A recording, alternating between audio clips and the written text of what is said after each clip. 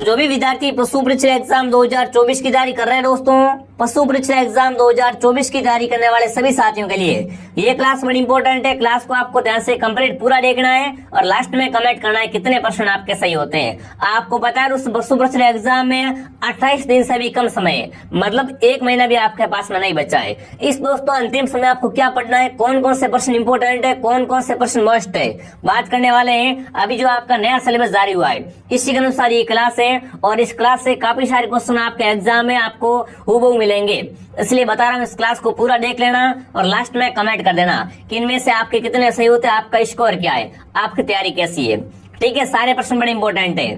तो क्लास का पहला ही क्वेश्चन आपके सामने आ चुका है, दूध में सबसे अधिक पाया जाने वाला विटामिन है। इनमें से कमेंट करना है दूध में ना सबसे अधिक कौन सा विटामिन होता है, vitamin B, vitamin A, vitamin D या विटामिन सी।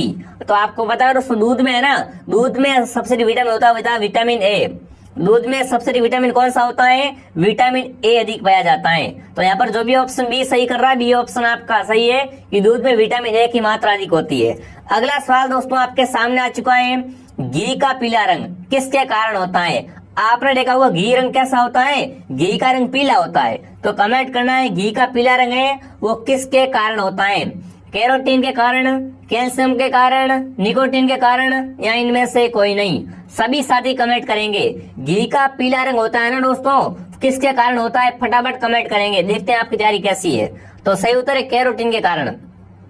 घी का पीला रंग होता है वो कैरोटीन के कारण होता है, ऑप्शन ए आपका सही है। अगला सवाल, बकरे की उत्तम नस्ल है, कमेंट करेंगे ना बकरे की उत्तम नस्ल कौन सी है दोस्तों, मारवाड़ी, जखराना, जमुनापुरी या सिरोही। सभी होनहार विद्यार्थी कमेंट करेंगे।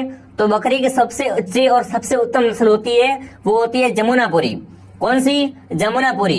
जो भी ऑप्शन सी कमेंट कर रहा है सी ऑप्शन आपका सही रहेगा। अगला सवाल, राजस्थान की मेरुण किसे कहा जाता है। इंपॉर्टेंट प्रश्न है सारे के सारे, कमेंट करना है राजस्थान की मेरुण किसे कहते हैं। एक बार सभी विद्यार्थी क्लास को लाइक और शेयर करें और क्लास को ध्यान से पूरा देखें। राजस्थान की मेरुण है नाली, पुंगल, बाकरवाल या चौकला। तो राजस्थान की मेरिनो आपकी चौकला नस्ल कहलाती है। कौन सी नस्ल है, चौकला नस्ल की भेड़ है ना, इसे क्या कहते हैं, राजस्थान की मेरिनो कहते हैं। अगला सवाल आपके सामने आ चुका है, भारत में ऑपरेशन फ्लड योजना कब शुरू हुई थी। बहुत ही अच्छा क्वेश्चन पूछा आपसे, ऑपरेशन फ्लड, वर्गीस कुरियन। ठीक है ना, अब कमेंट करना है भारत में ऑपरेशन फ्लड ये योजना है ना ये कब की गई थी, 1970 में, 1971 में, 1972 में, 1973 में। तो ऑपरेशन फ्लड आपकी 1970 में। ऑपरेशन फ्लड कब, 1970 में। भूलना मत, काफी अच्छा प्रश्न है, ऑप्शन ए आपका सही है। यहाँ पर दोस्तों आपको पशु परीक्षा की संपूर्ण तैयारी करवाई जाएगी। मैं आपको गारंटी देता हूँ अगर आप 1 महीने मेरी क्लास देख लेते हो ना, ये जो बचे हुआ समय है ना, तो मेरी गारंटी आपका सिलेक्शन आराम से हो जाएगा। पर क्लास को आपको डेली देखना पड़ेगा। एक क्लास मॉर्निंग 8 बजे आती है, एक क्लास दोपहर 2 बजे और एक क्लास शाम को 8 बजे, तीनों को। ठीक है, अगला सवाल पूछा है, पशुओं में सींग हटाना क्या कहलाता है। पशुओं में सींग हटाना है ना उसे क्या कहते हैं, क्रॉसिंग, डीहॉर्निंग, क्लिपलिंग या ब्राउजिंग। फटाफट कमेंट करेंगे साथियों, पशुओं में सींग हटाना उसे क्या कहा जाता है। यहाँ पर सभी साथी कमेंट करेंगे। तो उसे क्या कहा जाता है, डीहॉर्निंग कहते हैं। पशुओं में सींगों को हटाना क्या कहलाता है, डीहॉर्निंग कहलाता है। बी ऑप्शन आपका सही है। जो भी विद्यार्थी बी कमेंट करा वेरी गुड। अगला सवाल, ऊँटनी का ऋतुकाल होता है। बहुत अच्छा प्रश्न है दोस्तों, ऊँटनी का ऋतुकाल कितना होता है वो आपको यहाँ पर बताना है। ठीक है ना, 2 से 4 दिन, 4 से 6 दिन, 1 से 7 दिन या 1 से 5 दिन। तो ऊँटनी का जो ऋतुकाल होता है वो होता है दोस्तों 1 से लेकर 7 दिन तक। ठीक है ना, ऊँटनी का ऋतुकाल कितना होता है, 1 से लेकर 7 दिन तक। सी ऑप्शन आपका सही है। अगला पूछा है, भैंस के प्रथम क्लोन का नाम है। इंपोर्टेंट क्वेश्चन दोस्तों, भैंस का पहला क्लोन कौन सा बना, गरिमा, डोली, समरूपा या महिमा। सभी साथी कमेंट करेंगे भैंस का पहला क्लोन है वो कौन सा होगा दोस्तों आपका, वो आपको बताना है। तो भैंस का पहला ही क्लोन आपका समरूपा है। ठीक है ना, भैंस के प्रथम क्लोन का नाम क्या है, समरूपा। सी ऑप्शन आपका सही रहेगा विद्यार्थियों। अगला सवाल आपके सामने है, ऑपरेशन द्वारा बधियाकरण किया जाता है। ऑपरेशन का द्वारा है ना बधियाकरण किसमें किया जाता है, ऑपरेशन द्वारा बधियाकरण किसमें दोस्तों करते हैं, गाय में, भैंस में, बकरी में या सूअर में। देखो अभी आपका एग्जाम बहुत नजदीक है और ये कोई ऐसा एग्जाम नहीं है पशु परिचय, इससे आपको सीधी नौकरी मिलने वाली है दोस्तों, इसलिए सीरियस होकर तैयारी कीजिए, ठीक है। और पूछा है ऑपरेशन द्वारा वज्रीकरण किसमें करते हैं, तो सही उत्तर क्या रहेगा आपका, बताओ यहाँ पर सही उत्तर क्या रहेगा, सुअर में। सुअर में दोस्तों है ना ऑपरेशन द्वारा वज्रीकरण किया जाता है। ऑप्शन डी आपका सही रहेगा, ठीक है ना, डी ऑप्शन आपका सही है। अगला सवाल, दूध की अम्लता कितने % होती है, बताओ भाई दूध की अम्लता है वो कितने % होती है। बहुत ही अच्छा प्रश्न है दोस्तों। दूध की अम्लता 0.30%, 0.32%, 0.34%, 0.36%। तो दूध की अम्लता दोस्तों होती है वो कितने % होती है वो आपको यहाँ पर बताना है। तो सही उत्तर क्या रहेगा आपका यहाँ पर, बिल्कुल 0.32%, ठीक है। दूध की अम्लता कितनी होती है, 0.32%, ठीक है, बी ऑप्शन आपका सही है दोस्तों।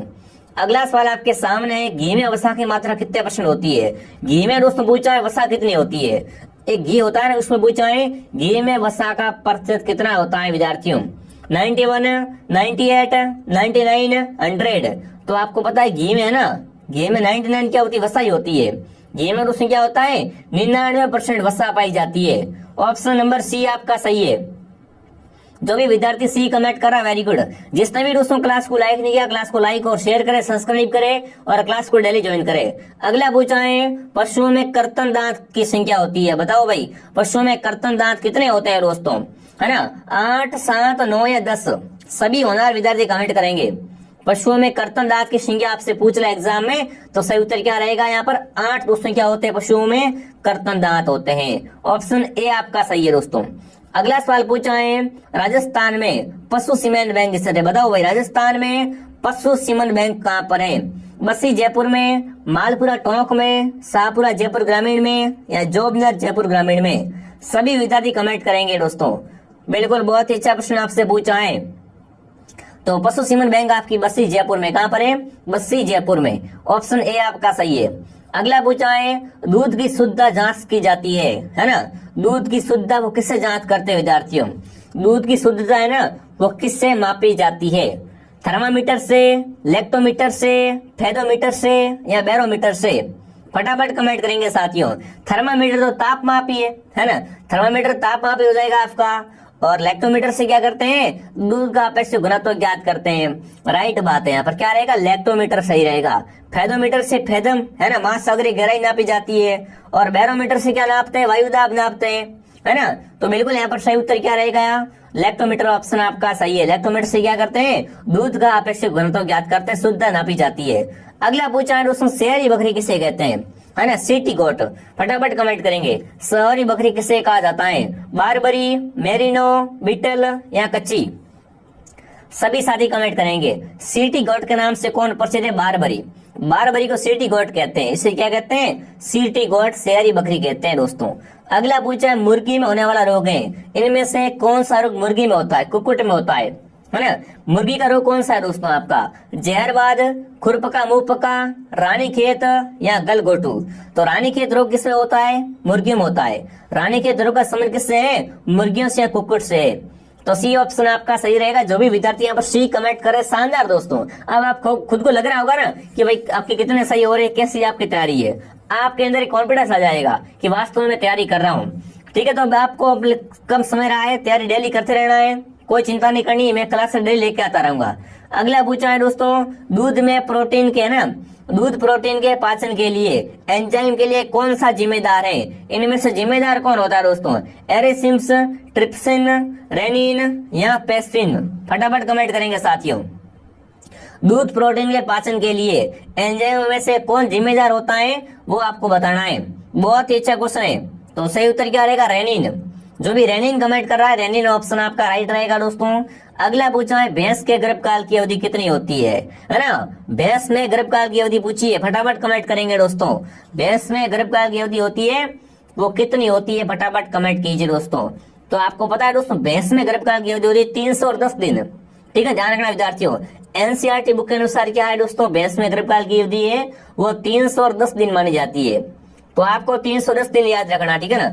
भैंस में गर्भकाल की अवधि है वो 310 दिन मानी जाती है, ध्यान रखना, ठीक है, 310 दिन। अगला पूछा है दोस्तों अच्छे सांड का पिछला हिस्सा कैसा होना चाहिए। सांड अच्छा है ना, तो उसका पिछला हिस्सा कैसा होना चाहिए? मोटा होना चाहिए, बहुत भारी, हल्का या भारी? फटाफट कमेंट करेंगे साथियों, फटाफट सभी कमेंट करेंगे। तो सही उत्तर क्या रहेगा यहाँ पर आपका? हल्का होना चाहिए, ठीक है ना, सी ऑप्शन आपका सही रहेगा।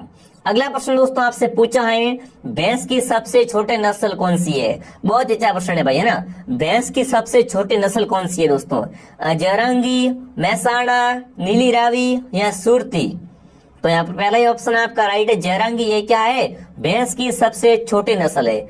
अगला प्रश्न दोस्तों आपसे पूछा है, किस जानवर की गर्भावधि सबसे अधिक होती है? कमेंट करेंगे साथियों, इनमें से किस जानवर की सबसे अधिक गर्भावधि होती है?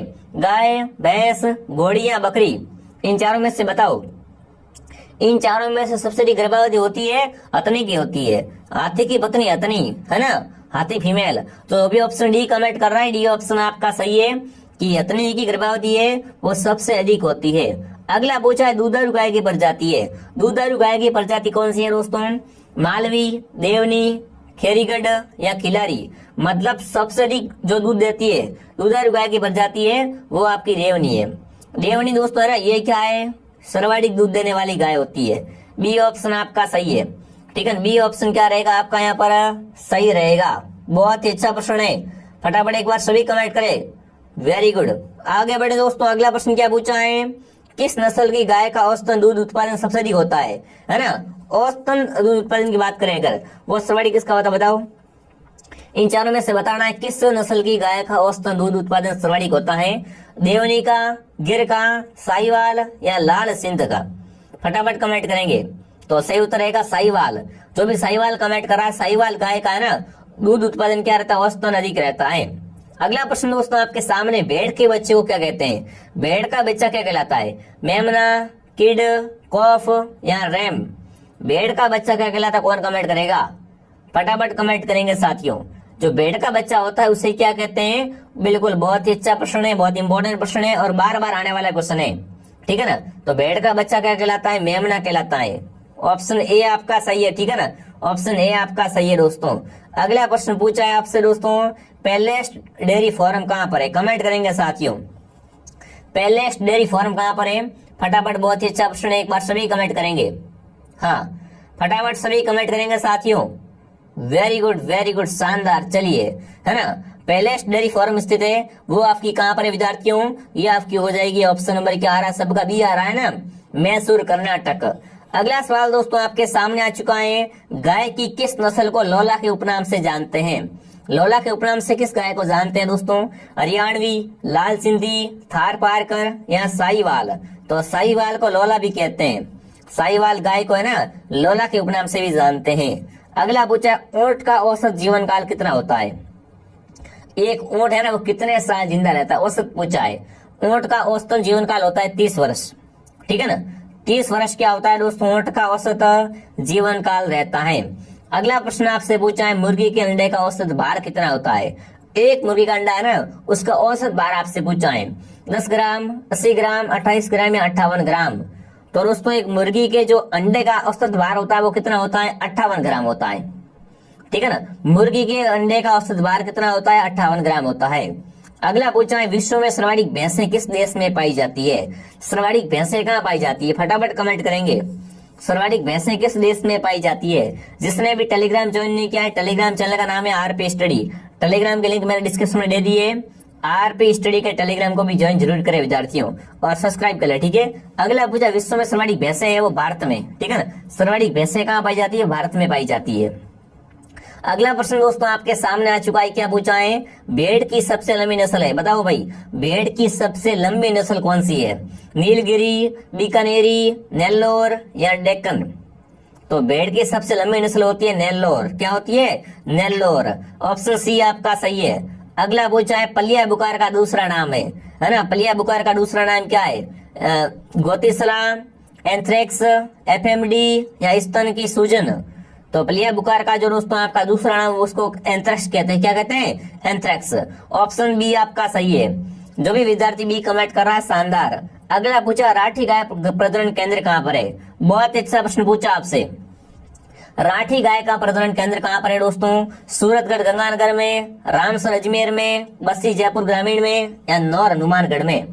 राठी गाय का प्रजनन केंद्र अगर आपसे पूछ ले एग्जाम में तो सही उत्तर क्या रहेगा आपका? नौर हनुमानगढ़। राठी गाय का प्रजनन केंद्र आपका नौर हनुमानगढ़ में है। ऑप्शन नंबर डी आपका सही है। कौन सा ऑप्शन आपका सही है? D option. अगला पूछा है दोस्तों आपसे, मुर्गी पालन व्यवसाय में कुल खर्च का आर पर कितना % व्यय होता है? अब क्या है दोस्तों, मुर्गी पालन का पूछा है। मुर्गी पालन में बताना है आपको कि मुर्गी पालन व्यवसाय में कुल खर्च का आर पर कितना व्यय होता है ना? 50 से 60%, 30 से 40%, 60 से 70 या 40 से 50%। तो जितना भी व्यय करते हैं उसमें से आर पे कितना व्यय होता है? 60 से 70% आर पे ही व्यय होता है। सी ऑप्शन आपका सही है। अगला पूछा आपसे, साधारण दूध का पीएच मान होता है। साधारण दूध का पीएच मान कितना होता है दोस्तों? 6.6, 7.6, 4.6 या 5.6। तो साधारण दूध का पीएच मान 6.6 होता है, ठीक है ना। साधारण दूध का पीएच मान कितना होता है? 6.6 पीएच होता है। ऑप्शन ए आपका सही है। अगला पूछा है, बकरों की किस नस्ल में डाढ़ी पाई जाती है ना? डाढ़ी वाले बकरे किस नस्ल के होते हैं? जकराना, सिरोही, बारबरी या बीटल? फटाफट कमेंट करेंगे साथियों। बकरों की किस नस्ल में डाढ़ी पाई जाती है? तो बारबरी। बारबरी जो बकरे होते हैं उनके क्या होती है? डाढ़ी होती है, ठीक है। सी ऑप्शन आपका सही है। 36 क्वेश्चन आपके सामने, गोबर विधि किसकी जांच से हेतु प्रयुक्त है? गोबर विधि से किसकी जांच करते हैं? प्रोटीन की, दूध में वसा की मात्रा, लैक्टोज या विटामिन? तो गोबर विधि के द्वारा अगर पूछ ले आपसे तो गोबर विधि है ना, ये दोस्तों दूध में वसा की मात्रा ज्ञात करने के लिए उपयुक्त होती है। ऑप्शन बी आपका सही है, ठीक है। अगला सवाल दोस्तों आपके सामने आ चुका है, नवजात बछड़े के मांस को कहते हैं। नवजात बछड़े के मांस को क्या कहा जाता है? मटन, बफन, व्हील या बीफ? नवजात बछड़े के मांस को क्या कहते हैं? फटाफट सभी साथी कमेंट करेंगे। बहुत ही शानदार, बहुत ही जानदार प्रश्न पूछा आपसे। चलिए फटाफट कमेंट कीजिए साथियों। नवजात बछड़े के मांस को क्या कहा जाता है? उसे दोस्तों बिल्कुल क्या रहेगा सही उत्तर? व्हील के नाम से जानते हैं। व्हील ऑप्शन आपका सही है। 38 क्वेश्चन आपके सामने, शुअर के समूह को कहते हैं। शुअर का समूह क्या कहलाता है? फटाफट कमेंट करेंगे साथियों। बिल्कुल, शुअर का समूह क्या कहलाता है? ड्रॉव कहलाता है। ऑप्शन ए आपका सही है। अगला सवाल आपके सामने, पशुओं की आयु का सही अनुमान लगा जा सकता है? बताओ भाई, पशु में ना पशुओं की आयु का सही से अनुमान लगाया जा सकता है। पूंछ से, खुर से, चमड़ी से या दांतों से? पशु में आपको अगर आयु ज्ञात करनी है तो आप क्या देख उसकी आयु ज्ञात कर सकते हो, अनुमान लगा सकते हो। तो सही उत्तर क्या रहेगा आपका यहाँ पर बताओ? बिल्कुल, उसके दांत देखकर, पशु में कितने दांत है उसी के अनुसार क्या है अपन उसकी आयु का सही से अनुमान लगा सकते हैं। ऑप्शन डी आपका सही है। अगला पूछा है, पशुओं का निष्कासन करते समय किन मापदंडों का ध्यान रखना चाहिए?